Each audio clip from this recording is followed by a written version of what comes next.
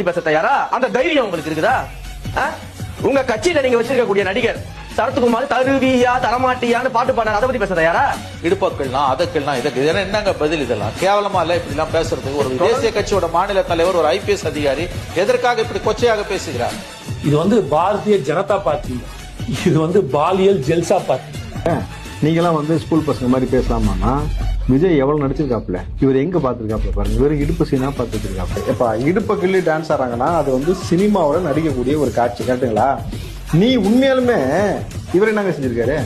நீ மொத்த இடுப்பையும் காட்டிட்டு அரை நிர்வாணமா நின்று சாட்டி அடிச்சுட்டு டான்ஸ் ஆடுன, எதுக்காக நீ கவர் பண்ண வாருன்னு இந்த கேள்வி கேட்பாங்களா, கேட்க மாட்டாங்களா? திரும்பவும் சொல்றேன், பிஜேபினா தமிழ்நாட்டுல என்ன சொல்றாங்க? பாரதிய ஜனதா கட்சின்னு சொல்ல மாட்டாங்க. என்ன சொல்றாங்க? பாலியல் ஜெல்சா. அவ்வளவுதான். நீங்க லண்டன் ஸ்கூல்ல போய் படிச்சீங்களே, சரியா பாதியில படிக்காம இங்க அடிப்படை அரசியல் நாகரிகம் தெரியாம ஒரு அறிக்கைக்கு எதிராக திரைப்படத்தை வைத்து நீங்க பேசிக் கொண்டிருக்கிறீர்களே,